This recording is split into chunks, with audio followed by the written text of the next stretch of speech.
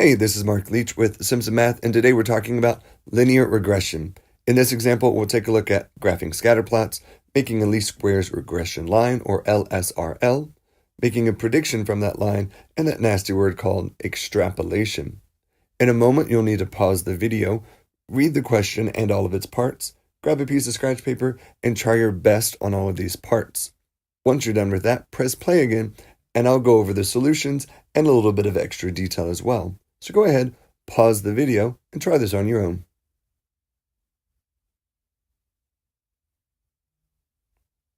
All right, welcome back. Let's see how you did.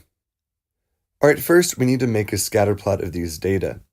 A scatter plot is a graph of points on a coordinate grid or coordinate plane. So we need an x variable and a y variable, and we need those axes. First, we need to determine which is our x variable. We have age in months and height in centimeters. Since it says that Sarah's parents are concerned that she seems short for her age, the age is the driving factor, so the age is going to be the x variable. So we're going to make a set of axes. On the x-axis, we're going to put age. On the y-axis, we're going to put our height. So looking at the numbers for age, the smallest is 36 and the largest is 60. So we need to include at least just those 2 points, but we might as well include 48 as well. So now we have a mark at 36, 48, and 60 months, which is also 3, 4, and 5 years. For height, our shortest height is 86 centimeters. Our tallest height is 95 centimeters. So for easy numbers, I went between 85 and 90 centimeters. Speaking of months and centimeters, we need to make sure that we label these axes. So it's on the x-axis, let's label it as age and months. And on the y-axis, it's height in centimeters. One of the most common mistakes that students will make when constructing their graphs is they don't label the axes. Don't make sure you make that mistake. Next, we need to put our points. Our first point is at an x of 36 and a y of 86. So at 36, just above that 85, we're going to put a dot. Our next point jumps a whole year and is at 48, 90. So we'll put a dot right there. Then we continue the pattern with 51, 91, and so forth. So that's our scatter plot. If you had to describe the relationship between age and months and height in centimeters for someone of this age, you could easily say that it is positive, linear, and very strong. Letter B says, using your calculator, find the equation of the least-squares regression line of height on age. Least-squares regression line can sometimes be abbreviated as LSRL.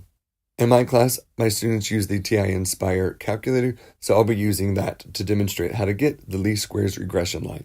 So on the TI-nspire, create a new document and open up a lists and spreadsheet page. On the lists and spreadsheet page is where we give our variables their name. So at the very top, label column A as age and label column B as height. Then fill in the numbers underneath. In order to ask the calculator to do the least-squares regression line, just press Menu, and then select Statistics, and then Stat Calculations, and then select Linear Regression A plus BX. In statistics, we use that form of the linear equation with the y-intercept and then the slope in the x variable. We prefer not to use the mx plus b that you learned in algebra. There's reasons for this. Many of them are beyond the introductory stat course, but one of them is if you have to look at a computer output, the computer output gives you your intercept first and then the slope, because statistics professionals will use this version. So go ahead and select the a plus bx. Next, this screen will pop up and you need to fill in the x and y variables. So just press the right button twice on your calculator, which will pop down a menu and you can select your variables. So select age and then do the same thing for height. I want to point out something about this save regression equation to F1. What that does is it will put the regression equation into F1. So you can say F1 of x is the equation, or in a minute we'll be predicting a height for 52 months.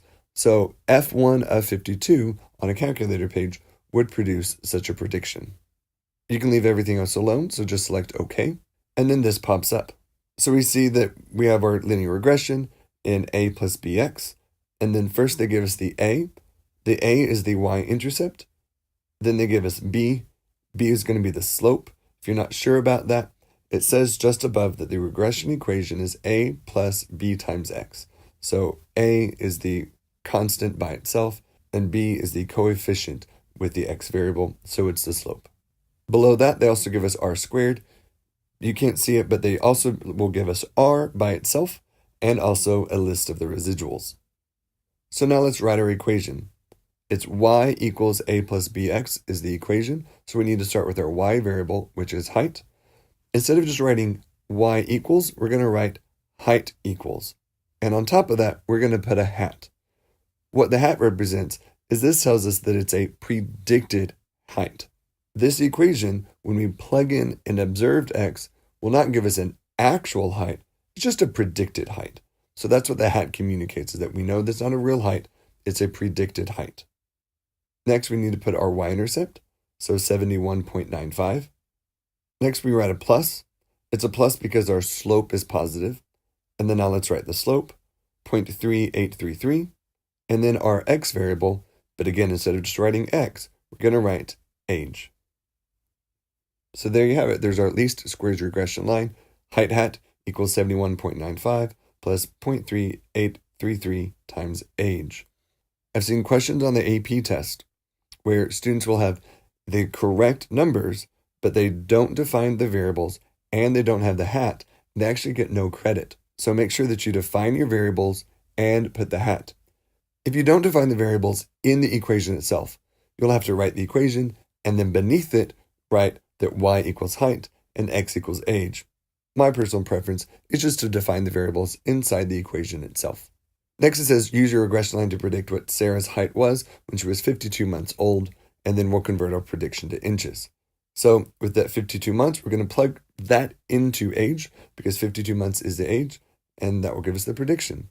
So it's height hat equals 71.95 plus 0.3833 times the 52. So you can just put that through your calculator and you end up with 91.882 centimeters. Make sure to include the units. On a straightforward question like this, what we're looking for is to make sure that you have work, which is that first line, just show the substitution. We don't need to see any additional work. And then secondly, we need to see context. At minimum, for a question like this, that's the units. If you want to write a sentence, basically regurgitate the question of interest and give me the answer in context, that works. But at minimum, include the centimeters. Next, we need to convert it to inches. We're told that 1 inch equals 2.54 centimeters, so we'll use that. So height hat is 91.882 centimeters, and then we're going to multiply it by our conversion factor, 1 inch over 2.54 centimeters. This fraction that I wrote down is really just a fancy 1. If 1 inch is 2.54 centimeters, then that is the same value on top of each other, so there's just 1. And anytime I multiply a real number by 1, it doesn't change its value. But what does happen is that the centimeters cancel out. So I'm left with just 91.882 over 2.54, which is in fact inches. Divide the fraction out and you get 36.17 inches, which is about 3 feet.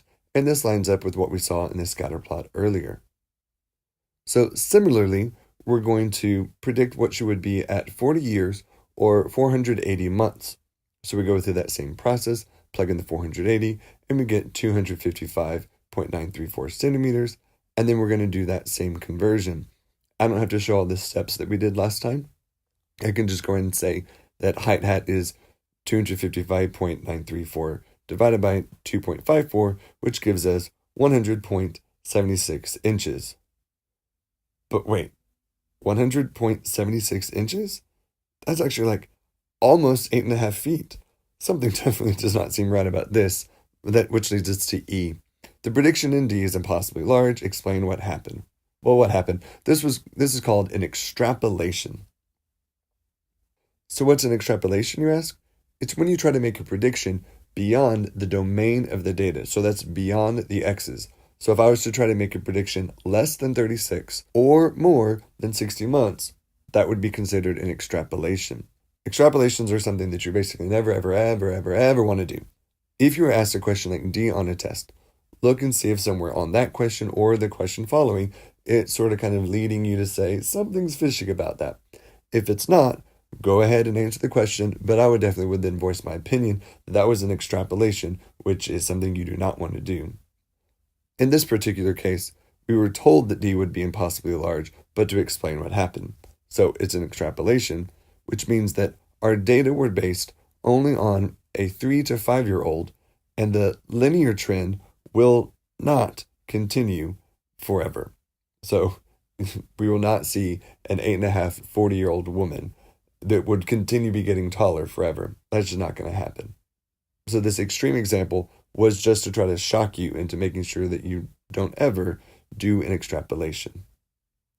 So I hope this video helped you understand how to graph scatterplots, how to find a least squared regression line on a calculator, and how to make predictions and to know to avoid making extrapolations. Hope you enjoyed, and see you next time.